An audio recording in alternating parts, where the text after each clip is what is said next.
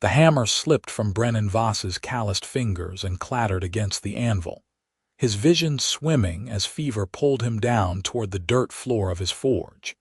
And the last thing he saw before darkness claimed him was a massive figure with green skin stepping through his doorway. When consciousness returned, it came in fragments. Cool water on his lips, a damp cloth against his burning forehead, the creak of unfamiliar footsteps moving through his workshop. Brennan tried to open his eyes, but his body felt like it had been stuffed with sand and left to bake in the summer sun. His throat was raw, his lungs ached with each breath, and somewhere in the back of his fevered mind he knew he should be afraid of whoever had found him collapsed in his forge. "Drink," said a voice, deep and accented in a way that marked the speaker as not quite human. A strong arm lifted his head and water touched his lips again. This time he managed to swallow, though it hurt going down. "You have been sick 3 days. Fever nearly took you. 3 days." The words penetrated the fog slowly. Brennan forced his eyes open and found himself staring up at a face that would have sent most men in the border territories reaching for their weapons. Green skin, darker around the cheekbones and nose, small tusks protruding from a strong jaw. Yellow eyes that watched him with an expression somewhere between concern and wariness. Pointed ears barely visible through thick black hair that had been tied back in a practical braid. An orc woman knelt beside his bed, holding a wooden cup. Brennan's first instinct was to recoil, but his body refused to obey. His second instinct, slower but steadier, was to notice the gentleness in how she held him, the careful way she tipped the cup so he would not choke. She wore his spare work apron over traveling clothes that had seen hard miles, and her hands, though large and powerful, moved with surprising delicacy. "Why?" he managed to croak out. She set the cup aside and lowered his head back to the pillow. "You were dying. I have some skill with healing. It seemed wrong to let you die when I could help." She stood, and Brennan realized she was tall, perhaps 6 feet, with broad shoulders and arms corded with muscle. "Rest now. The fever has broken, but you are still weak." Sleep dragged him under again before he could form another question. The next time he woke, sunlight streamed through the window of his small house attached to the forge. His head felt clearer, though his body was still weak as a newborn foal. Brennan managed to sit up, the room tilting only slightly, and heard sounds from beyond his bedroom door. The clang of metal on metal, the hiss of hot iron meeting water. Someone was working in his forge. It took him 3 attempts to stand, and he had to brace himself against the wall as he made his way to the door. Each step felt like a minor victory. When he finally pushed through to the main room of his house, then out the back door to the forge itself, he stopped dead. The orc woman stood at his anvil, hammer raised high. She brought it down in a perfect strike against a piece of glowing metal, the ring of impact echoing off the stone walls. Sparks flew. She examined her work, nodded, and returned the piece to the forge fire, working the bellows with practiced ease. Her movements were efficient, confident. She knew exactly what she was doing. "You are awake." She spoke without turning around, somehow sensing his presence. "Good.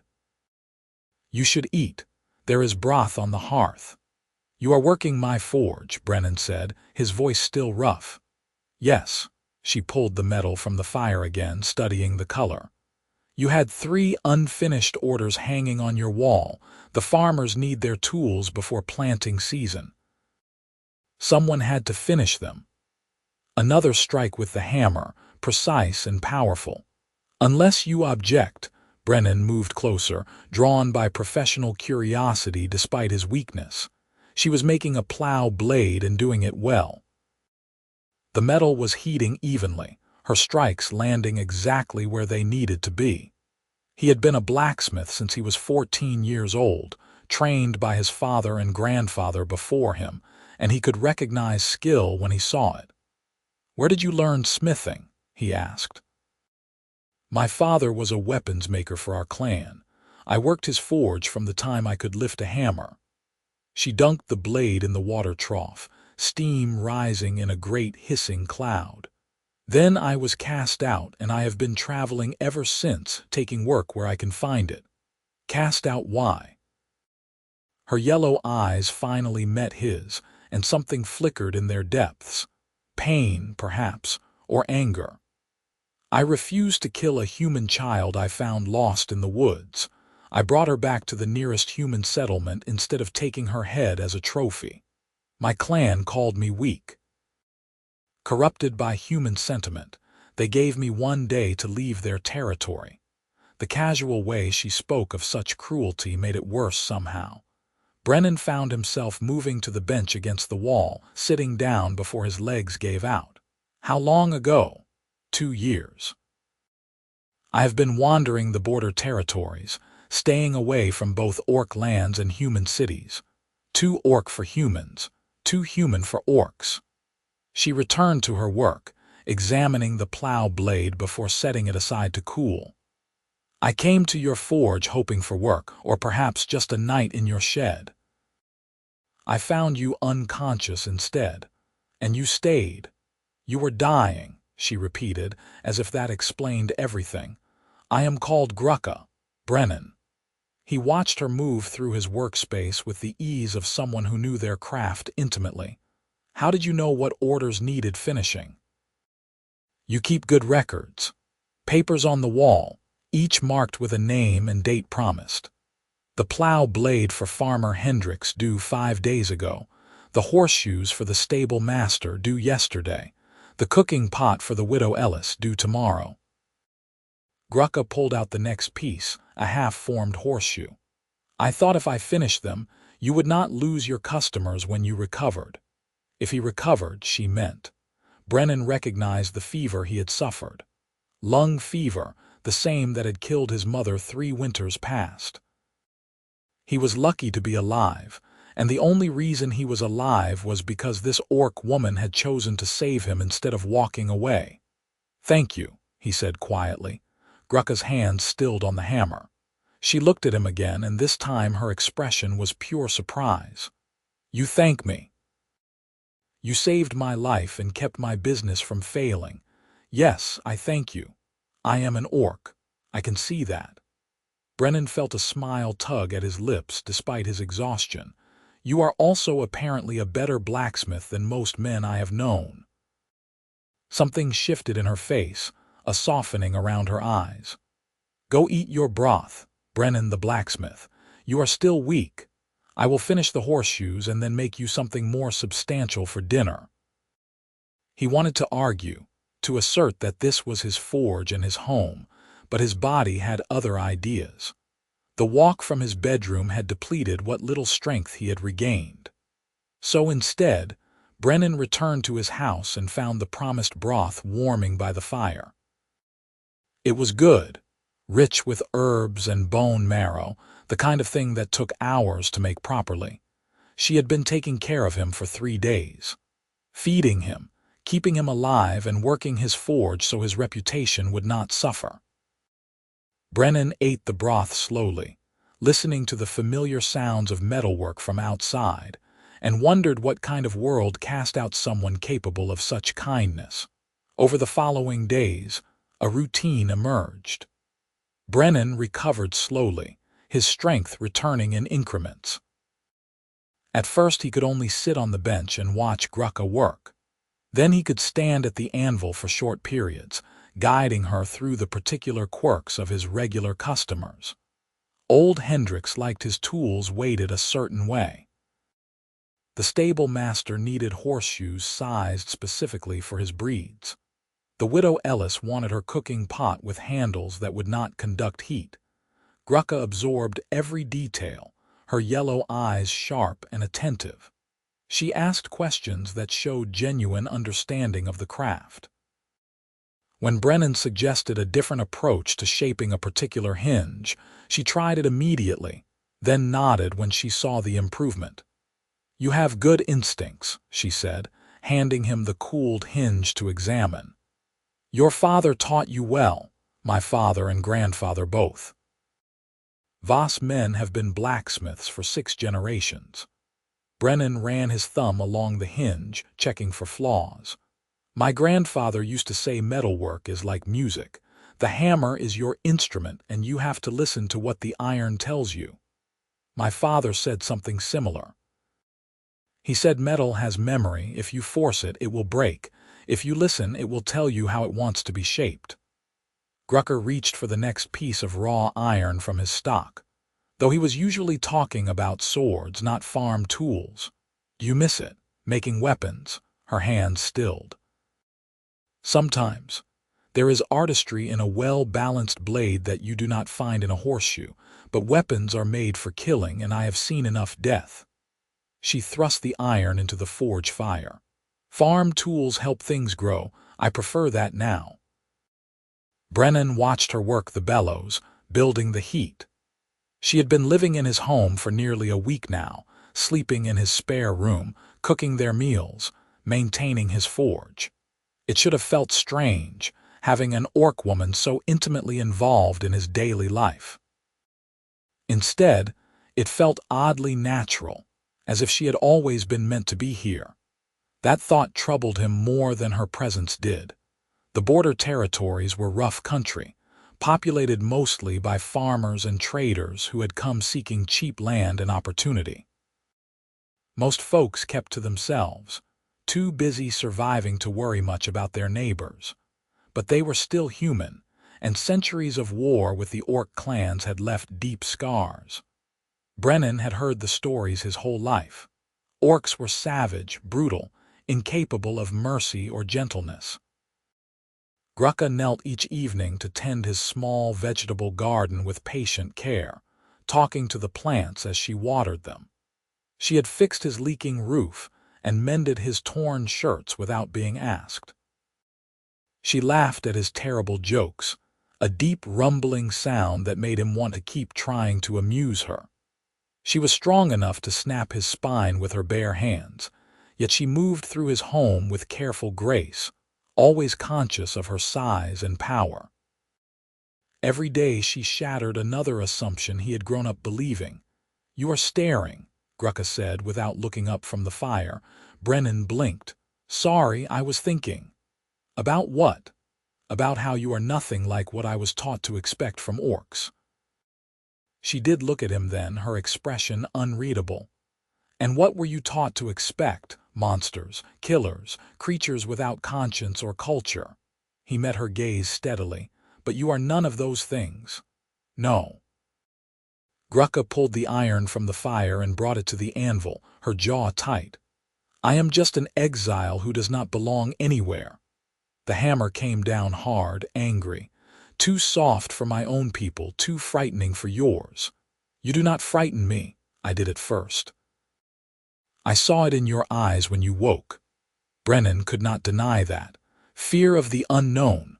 But I know you now, at least a little. And what I know is that you are skilled, honorable, and kind. Those are qualities I admire in anyone, regardless of their skin color or the shape of their teeth." Grukka's hammer hesitated mid-strike. She lowered it slowly, studying him with an intensity that made heat rise in his cheeks. "You are a strange man, Brennan Voss. I have been told that before." It was meant as a compliment. They held each other's gaze for a long moment, something unspoken passing between them. Then Grukka cleared her throat and returned to her work, and Brennan went back to pretending he had not just felt his heart skip in a way that had nothing to do with illness. By the second week, Brennan was strong enough to work the forge properly again. He and Grukka fell into an easy partnership, moving around each other with growing synchronization. She would heat the metal while he prepared the tools. He would hold a piece steady while she shaped it. They developed a rhythm, communicating as much through gesture and glance as through words. The work went faster with 2 skilled hands. They cleared his backlog of orders and started taking new ones. When customers came to pick up their finished pieces, Brennan introduced Grukka as his assistant. Most people were too polite or too nervous to comment on her presence, though he saw the widened eyes and heard the whispers that followed. Mrs. Hendricks was different. The old farmer's wife had known Brennan since he was a boy, and she had never been one to hold her tongue. "An orc," she said flatly, standing in the doorway of his forge with her arms crossed. "You have taken on an orc as your assistant." "Grukka is an excellent blacksmith," Brennan said calmly. He had been expecting this conversation. "She does work as good as mine, maybe better in some areas." "She is an orc, Brennan. Those creatures have been raiding our farms for generations. My husband's brother was killed in an orc raid 20 years ago, and my mother died of lung fever, yet I do not blame all illness for that one death." He kept his voice level. "Grukka saved my life when she could have let me die or robbed me blind. She has done nothing but help me since. I will not turn her out because of what others of her kind may have done." Mrs. Hendricks's lips pressed into a thin line. She looked past him to where Grukka stood at the far end of the forge, carefully not looking their way. "You are making a mistake, boy. This will not end well." "Perhaps, but it is my mistake to make." The old woman shook her head and left, taking her husband's newly repaired plow blade with her. Brennan knew the story would spread through the small farming community quickly. He was the only blacksmith within 2 days' travel, which gave him some protection, but there were limits to how much people would tolerate. "You should not have defended me," Grukka said quietly once they were alone. "She is right to be suspicious. Orcs have done terrible things to humans here. And humans have done terrible things to orcs. My grandfather used to brag about the orc warriors he killed in the border wars." Brennan moved to stand beside her. "But you are not responsible for every orc, just as I am not responsible for every human. We can only control our own actions." Noble words, but the world does not work that way. Maybe it should. Grukka turned to face him fully, and in the forge light her features seemed softer, almost vulnerable. "Why are you being so kind to me? You owe me nothing. I could leave tomorrow and you would be better off. No more suspicious neighbors, no more uncomfortable questions. Is that what you want?" To leave, the question hung between them. Grukka's eyes searched his face, looking for something. "No," she finally said, so quietly he almost missed it. "I do not want to leave. I like it here. I like the work and the garden and the way the mountains look at sunset from your porch. I like having a place that feels almost like home. Then stay." The words came out more intense than Brennan intended. He cleared his throat. "I mean, you are welcome to stay, for as long as you want. The forge is better with 2 smiths anyway." A smile tugged at the corners of her mouth, the first real smile he had seen from her. It transformed her face, made her beautiful in a way that hit him like a hammer blow to the chest. "I can swing a hammer better than any man I have met," she said, a teasing note in her deep voice. "I will not argue with that. You are stronger than me, certainly. And yet you do not seem threatened by it." "Why would I be threatened? Having a strong partner just means we can take on bigger projects." Brennan grinned. "Though I might need to order more iron soon." "You work through stock faster than I do." Grukka laughed, that wonderful rumbling sound. "It is not my fault you keep such a small forge fire. I am used to working with proper heat. Proper heat. I will have you know my forge fire is perfectly adequate. For making nails and pot handles, perhaps." They fell into friendly bickering as they returned to work, and Brennan felt something warm unfurling in his chest. Contentment, he thought. Or maybe something more dangerous. Spring deepened into early summer. The days grew longer and warmer, perfect weather for working metal. Brennan and Grukka filled those days with labor, their partnership growing stronger with each passing week. They took on more complex orders, including some decorative ironwork for a wealthy merchant building a new house 2 valleys over. The work required precision and artistry, and they spent long hours bent over the anvil together, their hands sometimes brushing as they passed tools. Each accidental touch sent sparks through Brennan's nerves that had nothing to do with forge heat. He tried to ignore the feeling, tried to tell himself it was just gratitude or admiration for a fellow craftsperson or simple loneliness. He had lived alone since his father died 2 years ago, focused entirely on maintaining the family business. It made sense that having someone else in his home would stir up emotions, but he could not ignore the way his pulse quickened when Grukka smiled. Could not stop himself from finding excuses to stand close to her, breathing in her scent of leather and forge smoke and something earthier, wilder. Could not help noticing the way firelight played across her green skin, turning it to amber and gold. He was falling for her, and it terrified him. One evening after a long day's work, they sat on the porch of his house, watching the sun set behind the mountains just as Grukka had described. She had cooked dinner, a rich stew with vegetables from the garden, and they ate in comfortable silence. The sky burned orange and red, and birds called from the surrounding forest. "I never thanked you properly," Brennan said, breaking the quiet. Grukka glanced at him. "For what?" "For saving my life, for staying, for making this place feel less empty." He stared out at the mountains, unable to meet her eyes.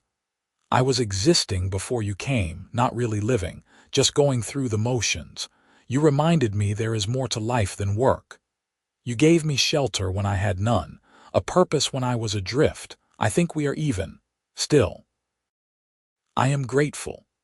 They sat in silence for a while longer. Then Grukka said, "It has been a long time since I felt welcome anywhere. Your kindness means more than you know." Brennan did look at her then and found her already watching him. The setting sun caught in her yellow eyes, making them glow. His breath caught. She was beautiful, he realized, not despite her orcish features, but because of them.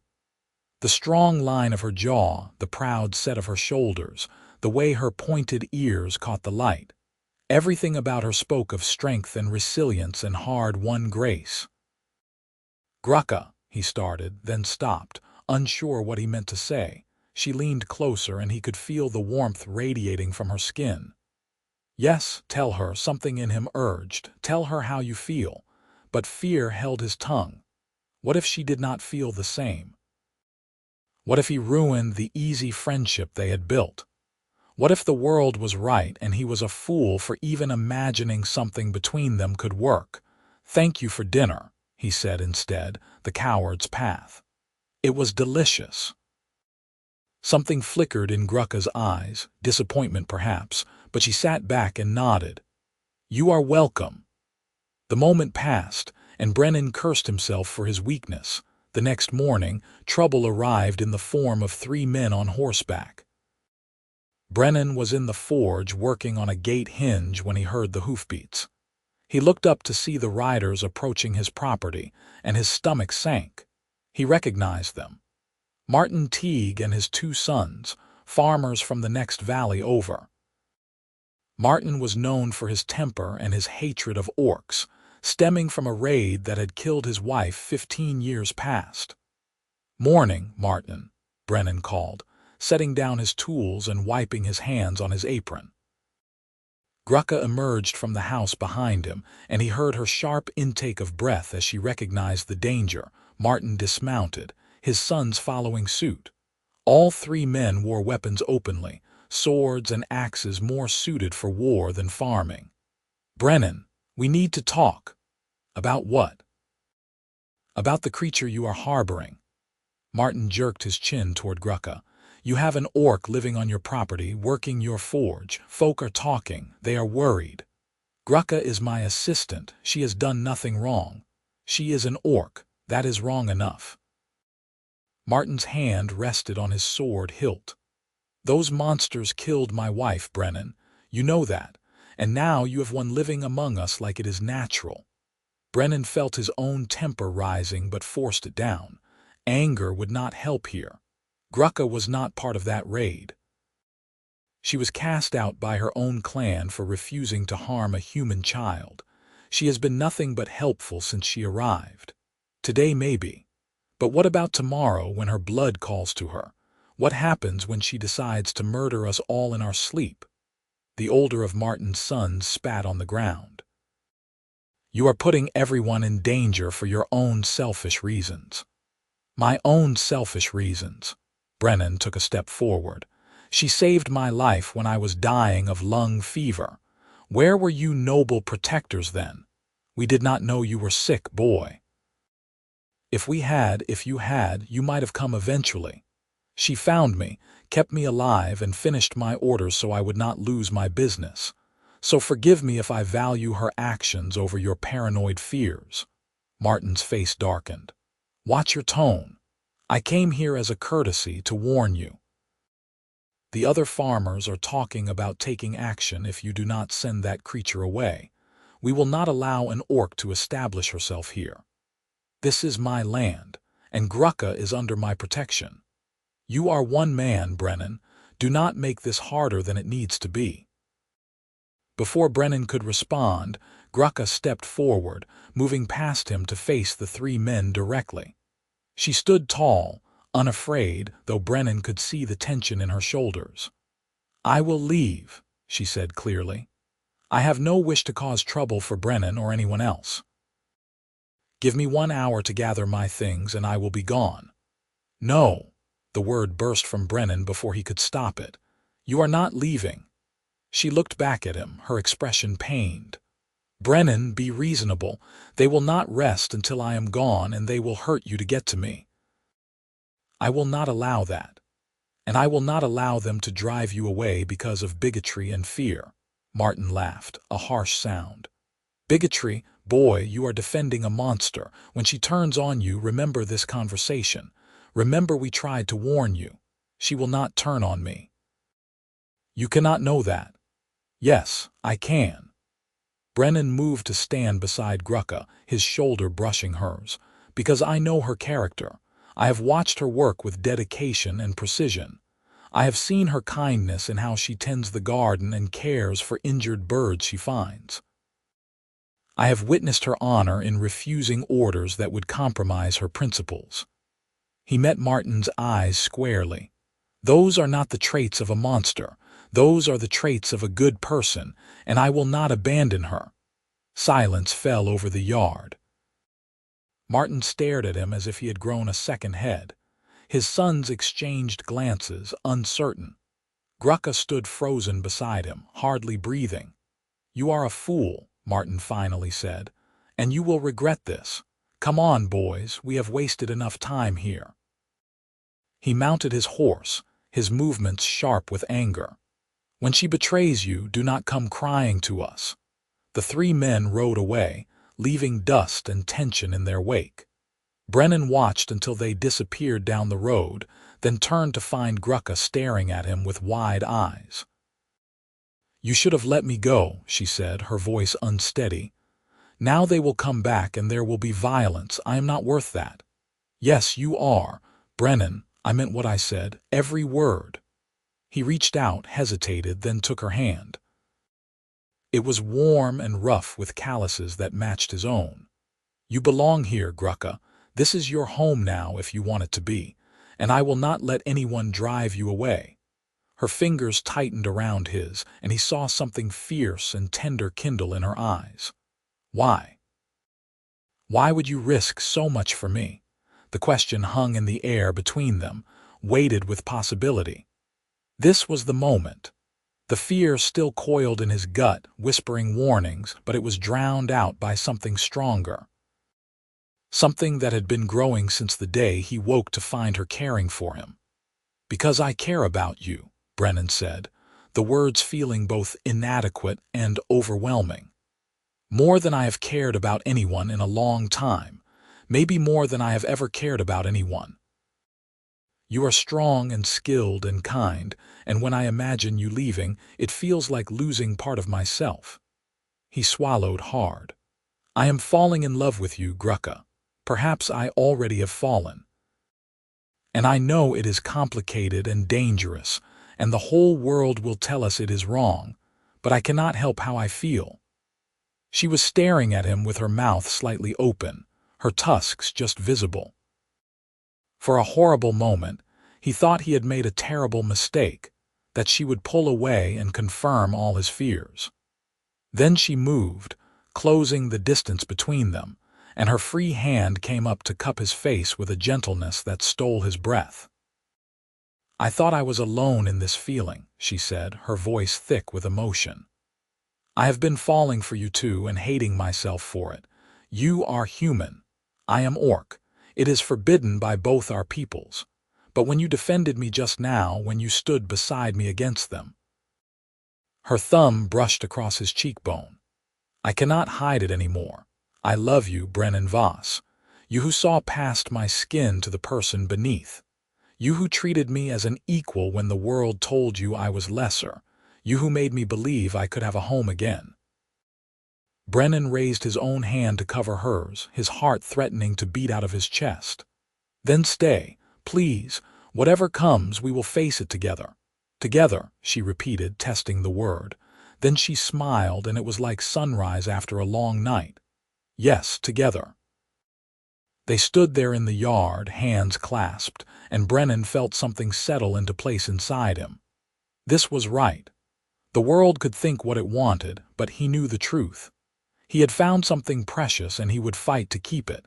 The kiss, when it came, was hesitant at first. Grukka was mindful of her tusks, and Brennan was careful not to rush. But then her arms came around him, strong and sure, and he melted into her embrace. She tasted of the mint tea she favored, and her lips were warm against his. The kiss deepened, and Brennan felt years of loneliness and isolation falling away. In her arms he was complete when they finally parted, both breathing hard. Grukka rested her forehead against his. "They will come back," she said quietly. "Martin and others like him. This will not be easy." "I know, but you are worth fighting for. So are you." She pulled back enough to meet his eyes. "We should prepare. If there is to be trouble, we must be ready." Brennan nodded, his mind already working through possibilities. "The forge can be secured. And I have my grandfather's sword, though I am not much of a fighter." "I am." Grukka's expression turned grim. "I was trained as a warrior before I learned smithing. I can defend us if necessary, though I would prefer not to shed blood. Maybe it will not come to that. Maybe Martin was just blowing off steam." They both knew that was unlikely, but neither said so aloud. Instead, they spent the rest of the day preparing. Brennan found his grandfather's sword and cleaned it, the blade still sharp after years in storage. Grukka reinforced the doors and shutters of both the house and forge. They worked together to move supplies inside, enough food and water to last through a siege if necessary. As the sun set, they barred the doors and ate a quiet dinner. The happiness of their earlier confession was muted now by practical concerns, but it still shimmered beneath the surface. Every time their eyes met across the table, Brennan felt that surge of warmth. She loved him. Despite everything, against all logic, she loved him. That night, Grukka stood at the window of the main room, keeping watch. Brennan joined her, unable to sleep. They stood in comfortable silence for a while, just being near each other. "I never thought I would find this," Grukka said softly. "When I was cast out, I believed my life was over. That I would wander alone until some accident or illness claimed me. Love seemed impossible. I felt similarly. After my father died, I threw myself into work. It was easier than dealing with the emptiness. I told myself I was content with solitude." Brennan took her hand, lacing their fingers together. "I was lying to myself. We are a pair of fools then, an exiled orc and a lonely human defying the world together. The best kind of fools." She laughed quietly, then sobered. "Brennan, if this becomes too dangerous, if they threaten your life, I will leave. I need you to promise you will not try to stop me." I cannot promise that. You must. Your life is worth more than no. He turned to face her fully, gripping both her hands. My life is worth exactly as much as yours. Not more, not less. We are in this together, remember. I will not let you sacrifice yourself for me any more than you would let me sacrifice myself for you. Grukka's eyes shimmered, and he realized she was close to tears. You stubborn man. You stubborn woman. She kissed him then, fierce and desperate, and he kissed her back with everything he had. Whatever tomorrow brought, they would face it as one. The attack came 3 nights later. Brennan woke to the smell of smoke and Grukka shaking his shoulder. Fire, she said urgently. The forge is burning. They tumbled out of bed and ran to the window. Orange light flickered in the darkness, flames licking up the sides of the forge building. Figures moved in the shadows, at least 6 men with torches. They are trying to burn us out, Brennan said, his heart hammering. The forge was separate from the house, but if the fire spread... Stay here, Grukka commanded. She was already moving, grabbing weapons. She tossed him his grandfather's sword and took up a heavy iron poker from the hearth. Bar the door behind me. You are not going out there alone. Brennan, they will kill you. At least they might hesitate with me because I can fight. Which is exactly why we go together. He drew the sword, the weight familiar from years of practice swings in his youth. He was no warrior, but he would not hide while she faced danger alone. Together, remember. She looked like she wanted to argue, but there was no time. The fire was spreading, and if they did not act now, they would lose everything. Grukka nodded once, then threw open the door. They burst out into chaos. The forge was fully ablaze now, flames pouring through the roof. The heat was intense even from a distance. The men with torches had fallen back, watching their handiwork. Brennan recognized Martin Teague and his sons among them, along with several other farmers he knew by sight. You could have left peacefully, Martin called out. Now you will have nothing, and it is your own fault. Rage surged through Brennan, hot and bright. That forge was his heritage, 6 generations of Voss blacksmiths. His grandfather had built it with his own hands, and these men were destroying it out of prejudice and fear. You are destroying an innocent man's livelihood, Grukka shouted back. Is this your justice? Justice is removing vermin before they infest the whole area. Martin raised his torch. The house is next unless you leave, creature. Walk away now, and we will let Brennan rebuild in peace. She is not going anywhere. Brennan stepped forward, sword raised. His hands were shaking with fear and fury, but his voice was steady. And you are all going to answer for this. Burning a man's property is a crime, even on the frontier. Who is going to enforce that law? The nearest magistrate is a week's ride away. One of the other men, a farmer named Garrett, sneered at them. There is no law here except what we make, and we say no orcs. Then you are no better than the raiders you claim to hate. Brennan's grip tightened on the sword. You are criminals and cowards, hiding behind torches and numbers. That struck a nerve. Several of the men shifted uncomfortably. They were not murderers or bandits by nature, just frightened farmers who had been whipped into a mob. But that made them no less dangerous. Martin took a step forward, drawing his sword. Last chance, boy. Step aside and let us drive the creature out or burn with her. Grukka moved faster than Brennan would have thought possible. She was between him and Martin in a heartbeat, the iron poker raised. You want to hurt him, you go through me first. Gladly. Martin lunged. Steel met iron with a clang that rang across the yard. Grukka deflected the blow with ease, her strength and skill evident. She riposted with the poker, forcing Martin back. The other men surged forward, and suddenly Brennan was fighting too. He parried a wild swing from Garrett, the impact jarring his arms. His grandfather's sword was good steel, well balanced, and muscle memory from years of practice took over. He was not a trained fighter, but he knew enough to defend himself. Block, parry, riposte. Keep moving. Do not let them surround you. Beside him, Grukka fought like a storm given form.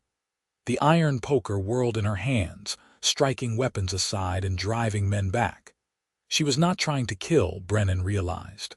Every blow was calculated to disarm or disable, never to deliver a mortal wound. Even now, even fighting for their lives, she was holding back, but they were outnumbered. For every man they drove back, another pressed forward. Brennan took a cut across his arm, shallow but painful. Blood ran hot down his skin. Grukka roared and threw herself at his attacker, slamming the poker into the man's sword hard enough to send it flying. Enough! A new voice cut through the chaos, loud and commanding. Everyone froze. A woman rode into the firelight, mounted on a huge gray horse. She was elderly, perhaps 70, with iron-gray hair and a face carved from determination. She wore traveling clothes and had a rifle resting across her saddle, pointed generally at Martin's group. "Mrs. Hendricks," Brennan gasped. The old woman dismounted with surprising agility. Behind her, 3 more riders emerged from the darkness. The stable master, recognizable by his leather apron. The widow Ellis, clutching a pistol. And young Thomas Birch, barely 18, with a hunting bow. "What in the name of all that is decent do you think you are doing, Martin Teague, Mrs. Hendricks demanded. She walked forward and the men actually backed away from her. "Burning a man's property, attacking your neighbors with weapons. Have you lost your minds? He is harboring an orc," Martin protested, but his voice had lost its certainty. You were just breaking the law is what you were doing. Vigilante justice is still crime, you fool." She looked around at the other men. "And the rest of you should be ashamed. I know you. You are decent folk, or I thought you were. What possessed you to follow this hothead on his vendetta?" Garrett shuffled his feet, unable to meet her eyes. "We were just worried, madam. An orc living among us. That orc saved Brennan's life when he was dying. She has worked his forge and caused not one bit of trouble. I have spoken with her myself, and she is as civilized as any of you, more so than some." Mrs. Hendricks's glare could have melted iron. "You are letting old fears turn you into the very monsters you claim to fight." "My wife," Martin started. "Your wife died in a raid 15 years ago, and I mourn her still. She was a good woman, but Grukka was not part of that raid. She was likely a child when it happened." The old woman's voice softened slightly. "Your grief is real, Martin, but you cannot blame every orc for the actions of some. That path leads only to more death and suffering." Martin looked at the burning forge, then at Brennan and Grukka standing together, both bloodied but unbroken. Something in his face crumbled. "I just wanted to protect everyone. By destroying an innocent man's livelihood and trying to murder his friend. That is not protection. That is revenge, pure and simple." Mrs. Hendricks gestured to the other riders. "These folk came with me because they disagree with what you are doing. There are more back in town who feel the same. If you persist in this madness, you will find yourself very much alone." The fight went out of Martin and his men like air from a bellows. They looked at each other, then at the burning forge, seeming to truly see what they had done for the first time. Several of them had the grace to look ashamed. "The fire," the widow Ellis said urgently. "We need to put it out before it spreads." That galvanized everyone into action. Even Martin's group helped, perhaps grateful for something useful to do. They formed a bucket line from the well, passing water hand to hand. Brennan and Grukka joined in, fighting the flames with the same desperation they had fought the men. It took 2 hours, but they finally got the fire under control. The forge was badly damaged, the roof collapsed and much of the equipment ruined, but the stone walls had held. It could be rebuilt. It would take time and money and effort, but it was not a total loss. As dawn broke over the mountains, the exhausted group stood surveying the damage. Martin approached Brennan slowly, his eyes on the ground. "I am sorry," he said gruffly. "I let my grief control me, and I hurt an innocent man." "You did not deserve this." Brennan wanted to stay angry, he had every right to, but he was too tired, and Mrs. Hendricks's words echoed in his mind. The cycle of revenge and hatred had to stop somewhere. "I accept your apology," he said carefully, "but you owe one to Grukka as well."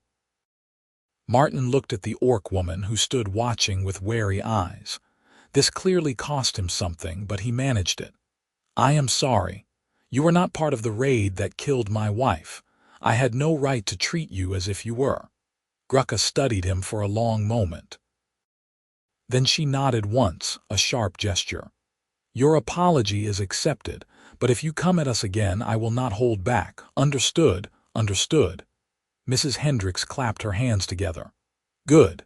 Now all of you get home to your families. You have caused enough trouble for one night." She waited until Martin and his group had mounted and ridden away before turning to Brennan. "You need to get that arm looked at, boy." Brennan glanced down at his wound. The bleeding had slowed, but it still hurt like fury. "I will clean it up." "I will help," Grukka said, taking his good arm. "Come inside." The widow, Ellis, and the others stayed to help with cleanup, refusing to leave until the area was secure. Brennan was grateful for their presence and their support. It meant not everyone in the community stood against him and Grukka. Inside the house, Grukka cleaned and bandaged his wound with gentle efficiency. Her own knuckles were bruised and scraped from the fighting, and Brennan insisted on treating them as well. They worked in silence, the adrenaline of the night slowly fading. "We could have died," Brennan said quietly. "Yes, they might come back, possibly, though I think Mrs. Hendricks scared them more than our fighting did." Grukka finished tying off his bandage. "You were very brave, foolish but brave." "I could say the same about you," she smiled faintly. "We are a good match then." Brennan caught her hand and pulled her close, mindful of their various injuries. "I love you, and I am not sorry for what I said to them or for fighting beside you. I would do it again." "I know. That is why I love you," she kissed him softly, "but I fear this is only the beginning. Others will oppose us. Let them. We will face it together." "Together," she agreed. They held each other as the sun rose fully, exhaustion pulling at them both. Outside, their friends were still working to secure the property. The forge was damaged but not destroyed. Their relationship was public now, and that would bring challenges. But they had survived the first test, and that had to count for something. Over the following weeks, life found a new rhythm. The community response to that night was mixed. Some, like Mrs. Hendricks and her allies, defended Brennan and Grukka's right to live as they chose. Others, while not overtly hostile, kept their distance. A few refused to do business with Brennan anymore, though most came around when they realized he was still the only skilled blacksmith in reasonable distance. Martin Teague kept his word and caused no more trouble. Brennan even saw him once, riding past on the road, and the man nodded curtly in acknowledgement. It was not friendship, but it was a start towards something like peace. Rebuilding the forge became a community project. The stable master donated timber. Young Thomas Birch and his brothers helped with the heavy lifting. Even some who had stood with Martin came to help, working in silence but working nonetheless, perhaps trying to atone for their actions. Grukka was cautious around these helpers at first, but she gradually relaxed as it became clear they meant no harm. She worked alongside them, her skill and strength earning reluctant respect. Brennan watched her charm them almost despite themselves, her straightforward manner and occasional dry humor breaking down barriers. "You are good with people," he told her one evening as they surveyed the day's progress. The forge roof was being rebuilt, the frame already taking shape. I am good with people who are honest. These folk, even the ones who came to burn us out, they act from fear and grief. I understand that. It is harder to deal with those who hide their hatred behind smiles." She glanced at him. "You are good with people too, patient where I would lose my temper. We balance each other." "We do."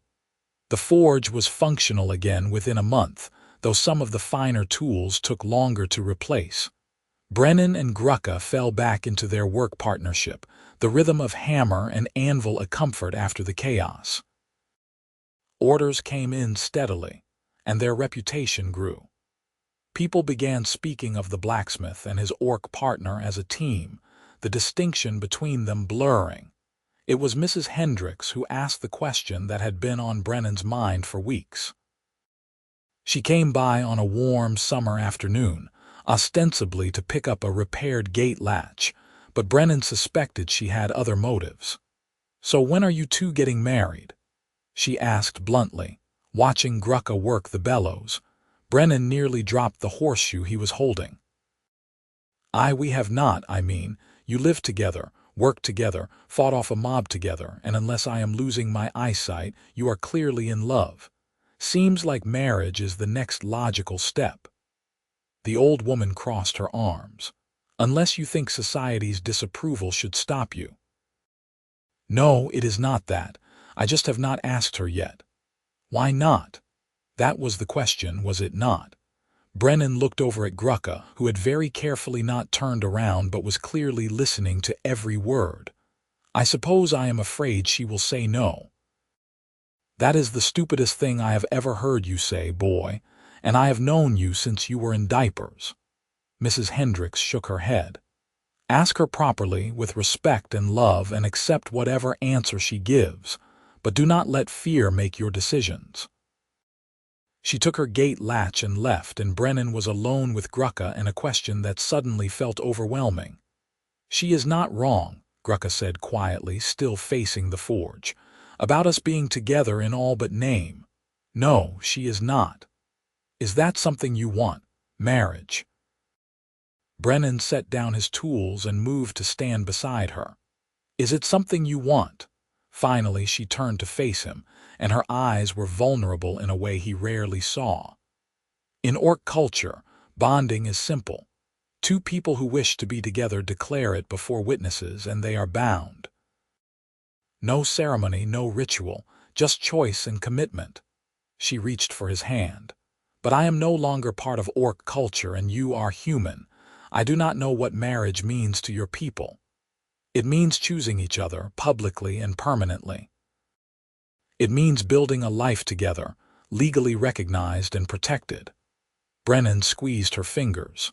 "It means I get to call you my wife, and you get to call me your husband, and the world has to acknowledge we belong to each other." "That sounds similar to bonding, then. Would you want that?" "With me?" Grukka was quiet for a long moment, her thumb rubbing circles on the back of his hand. "I never thought I would bond with anyone. My clan cast me out, and I believed I would be alone forever. Then you showed me kindness when you had every reason not to. You defended me when it would have been easier to send me away. You fought beside me and rebuilt with me and loved me despite everything the world said was wrong about us." She met his eyes, and hers were bright with unshed tears. "Yes, Brennan Voss. I want to be bound to you, married to you, whatever words we use. I want to spend my life with you." Joy flooded through him, so intense it stole his breath. "Then marry me. Be my wife. Let me be your husband. We will make our own traditions, combine human and orc customs, and create something new." "Yes," she said, and pulled him into a kiss that tasted of salt and smoke and promise. They married in early autumn, when the leaves turned gold and red, and the air carried the first hint of winter's chill. There was no priest or magistrate willing to officiate, so they created their own ceremony. Mrs. Hendricks stood as witness for Brennan, and the stable master stood for Grukka, his initial wariness long since transformed into respect. They spoke their vows in the yard between the house and the newly rebuilt forge, surrounded by the handful of people who supported them. Brennan promised to honor and cherish Grukka, to stand beside her against all threats, to build a life of partnership and love. Grukka promised the same, her deep voice steady and sure. Then, following orc tradition, they each took a small knife and made a shallow cut on their palms. They pressed their hands together, mingling their blood, symbolizing the joining of their lives. In orc culture, this makes us bound, Grukka explained to the watching humans. Our blood shared, our lives intertwined. It cannot be undone except by death. Seems permanent enough for me, Mrs. Hendricks said approvingly. The stable master cleared his throat. I am not any kind of official, but if you two say you are married, I reckon that is good enough. Anyone who says different can answer to me. And me, added the widow Ellis. And me, said young Thomas Birch. One by one, the small gathering affirmed their support. It was not a legal marriage, not in any official sense. But it was real where it mattered, in the hearts of two people who had chosen each other against all odds. They celebrated with a simple meal, food contributed by their friends. There was bread and cheese, roasted vegetables from the garden, and a haunch of venison that Thomas had hunted. Someone produced a fiddle, and there was music and even a little dancing, though Grukka protested she did not know human dances. I do not either, really, Brennan admitted, taking her hand. We will figure it out together. They swayed more than danced, holding each other close, and Brennan thought it was the most perfect moment of his life. His wife. Grukka was his wife now, and he was her husband, and nothing could change that. As the evening drew to a close and their friends departed, Brennan and Grukka stood once more on their porch, watching the stars emerge. The forge smoked gently in the cooling air, ready for another day's work. The garden was preparing for winter, the last vegetables ripening. Everything was as it should be. Are you happy? Brennan asked, pulling her close. Grukka rested her head on his shoulder, a gesture of trust and affection. Happier than I ever thought possible. I have a home, a purpose, and a partner who sees me as I am. What more could I ask for? Nothing. This is perfect. They stood in comfortable silence, watching the night deepen. Then Grukka said, Your friends, they surprised me. I thought humans would never accept an orc among them. Most still will not. But the good ones, they judge by character rather than appearance. There are more of them than we sometimes think. Brennan kissed the top of her head. Besides, you make it easy to see past the surface. You are good and kind and talented. They would have to be blind not to recognize that. You are biased. Absolutely, I am allowed to be. You are my wife. She laughed, that wonderful sound that never failed to warm him. Say it again, my wife. I like how that sounds. So do I.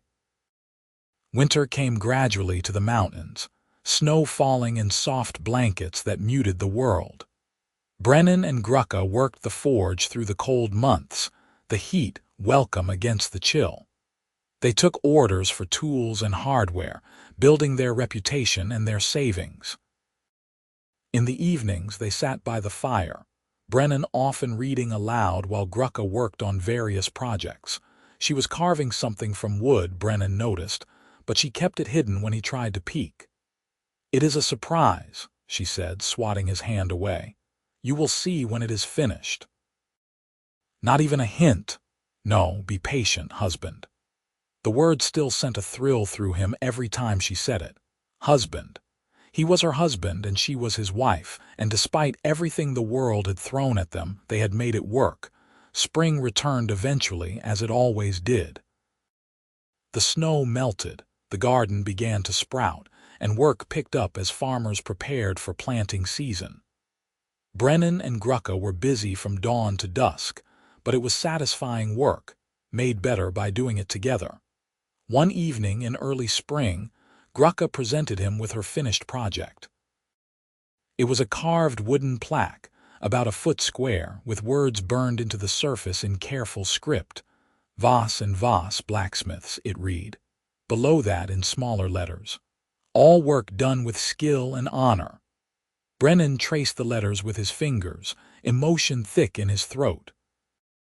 You included your name. It is my name now. I am a Voss, am I not? Your wife, your partner. She watched his face anxiously. If you do not like it, I love it. He pulled her into a fierce hug. It is perfect. We will hang it above the forge door tomorrow, and they did. The plaque became a fixture, visible to anyone who approached their property. Voss and Voss, blacksmiths, a statement of their partnership and their equality. Some customers commented on it, usually favorably. A few still grumbled about doing business with an orc, but they needed tools more than they needed to maintain their prejudices. Life settled into a comfortable pattern. Work and rest, challenges and triumphs, always faced together. They expanded the forge, adding a second anvil and more tools. They took on an apprentice, a young woman from the next valley who showed promise and, crucially, treated Grukka with respect from the start. You are building something lasting here, Mrs. Hendricks observed one day, visiting to commission a set of fancy iron railings for her porch. Not just a business, but a legacy. That is the idea, Brennan said, glancing at Grukka across the forge. She was teaching their apprentice the proper way to shape a hinge, patient and thorough, something we can be proud of. Your grandfather would have been proud, your father too. The old woman's eyes were knowing. They might have been surprised by your choice of partner, but they would have seen her worth. Good men, both of them.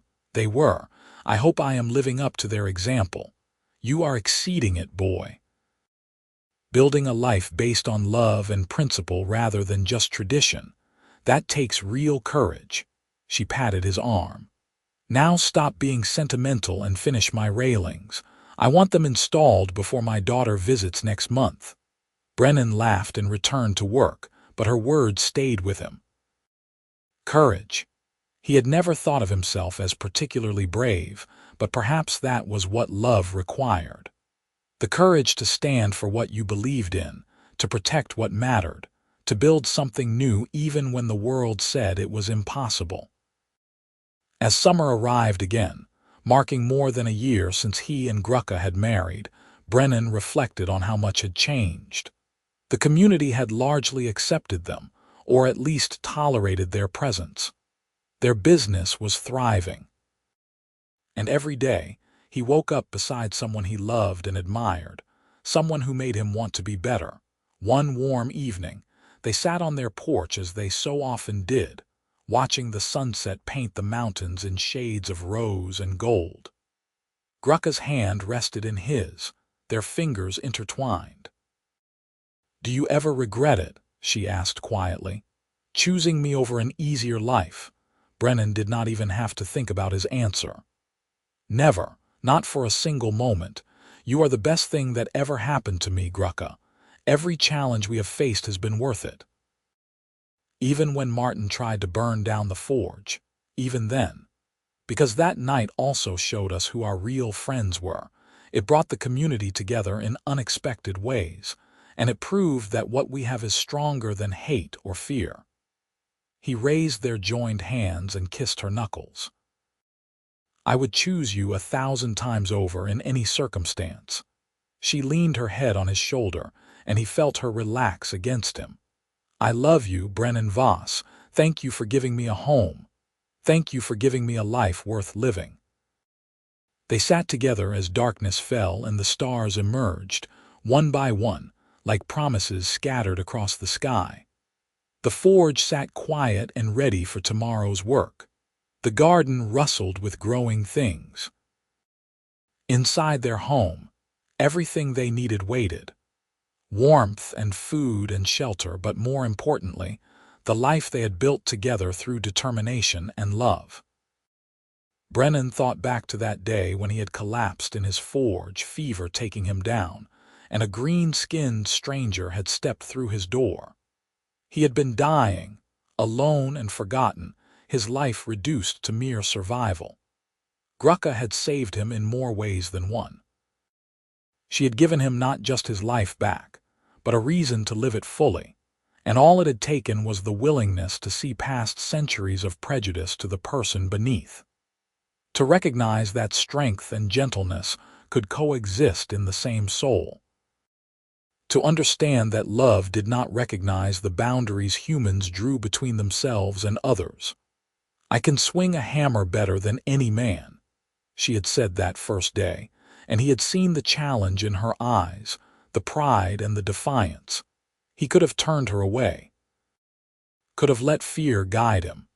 Instead, he had handed her an apron and offered her a place at his anvil, best decision he had ever made. "What are you thinking about?" Grukka asked, sensing his contemplative mood. "About how lucky I am, about how one moment of openness changed everything."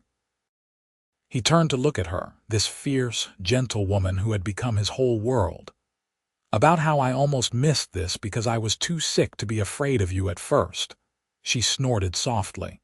"So illness made you wise, apparently, or maybe it just lowered my defenses enough to see clearly." He grinned. "Either way, I am grateful, as am I." She kissed him, soft and sweet. "Now come inside, husband. Tomorrow is another work day and we need our rest." They rose and went into their home, closing the door on the night. Inside, everything was warm and welcoming, the hearth fire burning low, their shared bed waiting.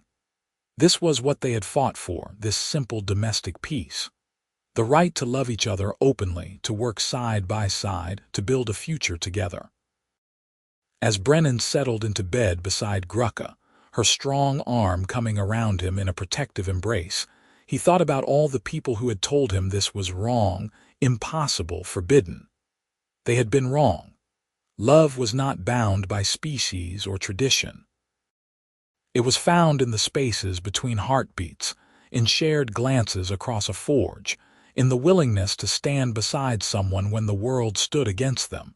He had married an orc woman, and it was the best thing he had ever done. "Good night, wife," he murmured, already drifting toward sleep. "Good night, husband," she replied, and her voice was full of contentment. They slept peacefully, wrapped in each other's arms, and outside their window the stars kept their vigil. The mountains stood eternal. The forge waited for the dawn. And in a small house on the frontier, two people who should have been enemies had found something precious and true. They had found home in each other, and that was worth everything. The years that followed were not without challenges. There were still those who disapproved, who made their lives difficult in small ways. But there were also victories. Their apprentice became a master smith in her own right and opened her own forge 2 valleys over, carrying forward the lessons Grukka had taught her. Young couples, both human and mixed race, began seeking out Brennan and Grukka's counsel, drawing courage from their example. The Voss forge became known throughout the region for the quality of its work and the character of its operators. People traveled days to commission pieces from the legendary partnership of human and orc, and they always left satisfied. More importantly, they left with their prejudices challenged, having seen firsthand that cooperation and love could transcend the boundaries they thought were fixed. Martin Teague, who had once tried to burn them out, came to the forge 5 years after that terrible night. He had aged, his hair gone gray, and he moved like a man carrying great weight.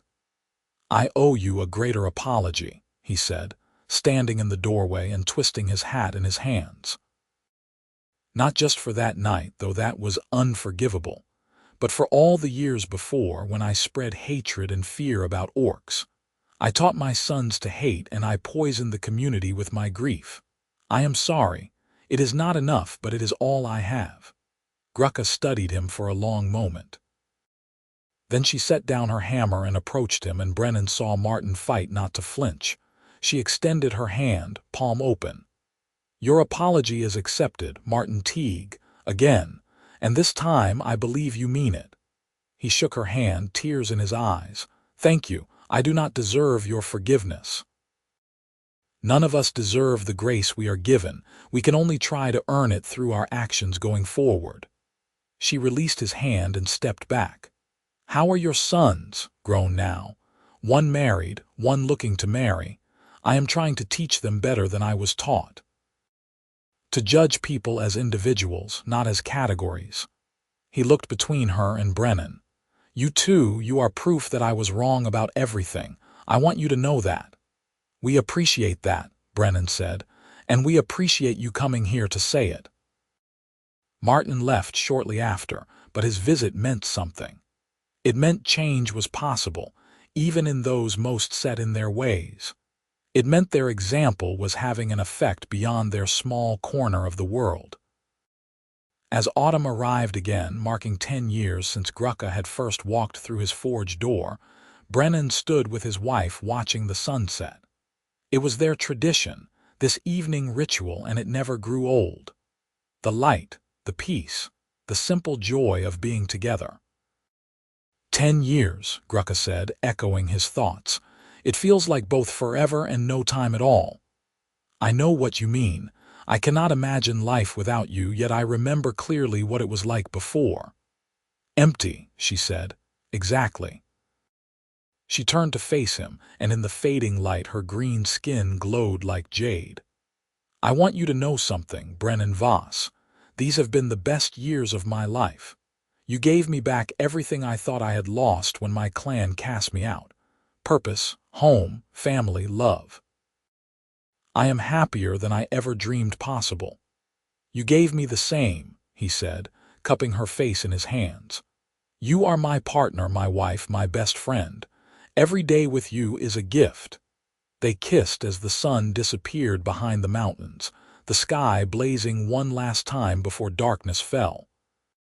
It was a perfect moment, distilled from years of hard work and steadfast love, and Brennan felt it settle into his bones like a truth too deep for words. This was what mattered. Not the approval of strangers or the acceptance of society. Just this. Two souls who had found each other against all odds and refused to let go.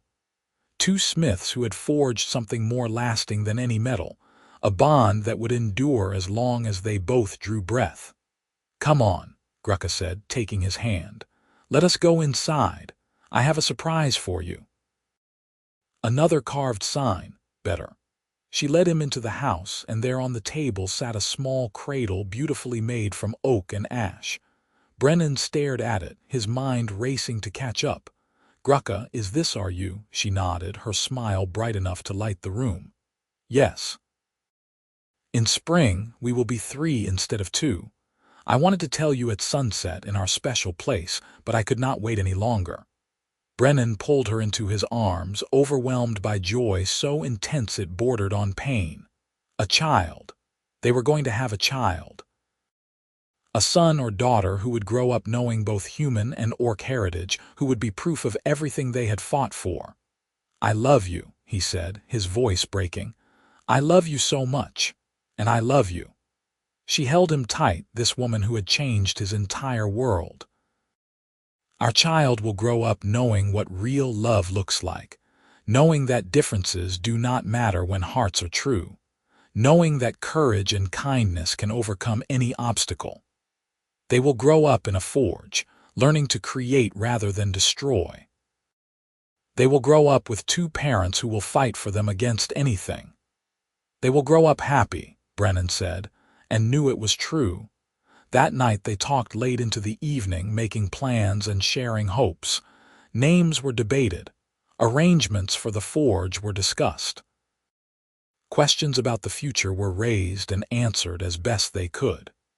Through it all ran a current of pure joy, the happiness of 2 people who had beaten the odds and now had living proof of their love on the way. Spring came, and with it a daughter.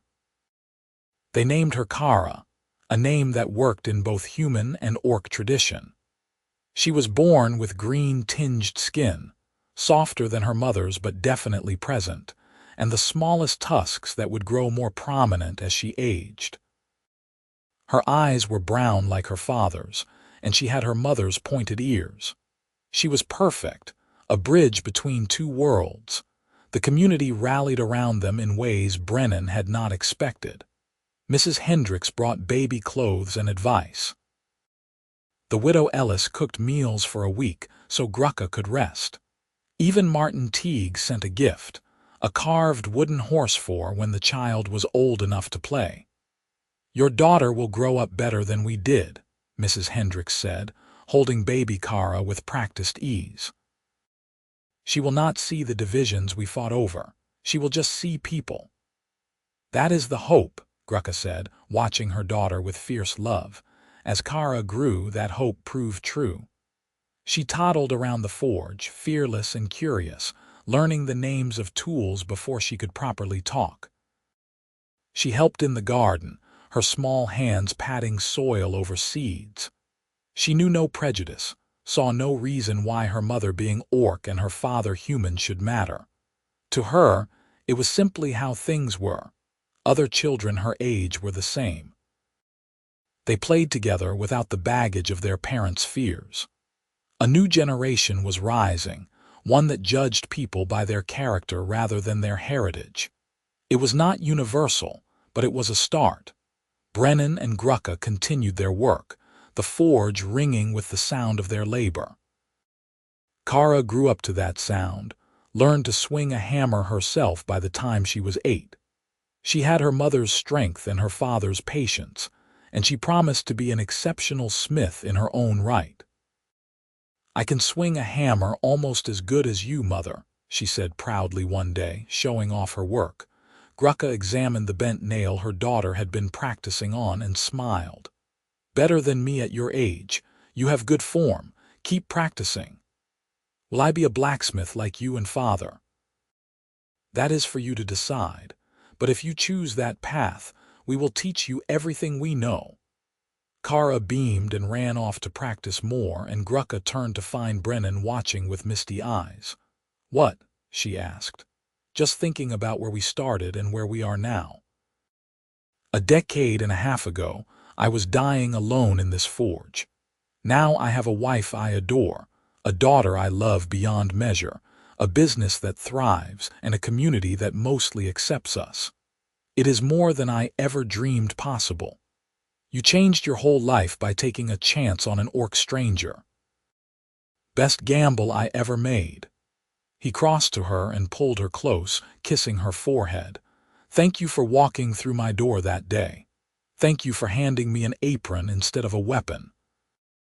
They stood together in their forge, the fire crackling, their daughter's enthusiastic hammering echoing from outside, and Brennan felt a completeness he had never imagined.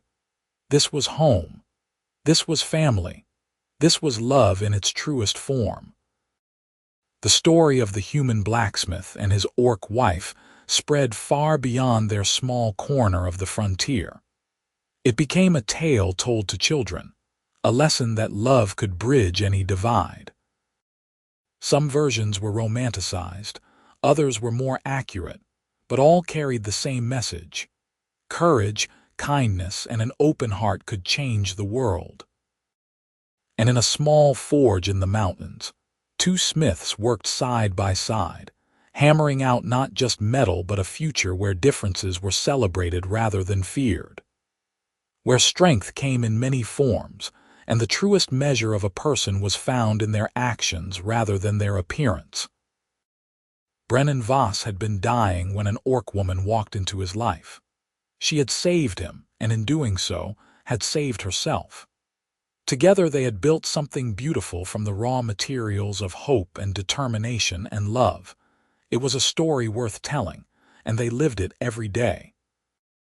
Years turned to decades. Kara grew to adulthood and chose to become a blacksmith like her parents, eventually taking over much of the daily work. She married a human man from a neighboring valley, someone who saw her mixed heritage as a gift rather than a stain, and they had children of their own. The Voss name continued, expanding, each generation another step away from the hatred that had nearly destroyed everything. Brennan and Grukka grew old together, their hands gnarled from decades of work but still capable, still finding joy in shaping metal and building things. They trained apprentices, passing on not just technical skills but the philosophy that had guided their lives. Judge people by their character, work with honor, love without limits. On a crisp autumn evening, many years after that first sunset they had watched together, they sat once more on their porch. Brennan's hair was white now. Grukka's black braid shot through with silver. Their bodies bore the marks of age and hard work, but their eyes still shone with the same love that had brought them together. "Any regrets?" Brennan asked, the question he had asked many times over the years. "None," Grukka answered, as she always did. "You, not a single one." She took his hand, and they sat in comfortable silence, watching their granddaughter play in the yard while Kara worked the forge, teaching her own apprentice. The sound of hammer on anvil rang out, a sound that had echoed across their entire life together. "We did well," Grukka said softly. "We did," Brennan agreed.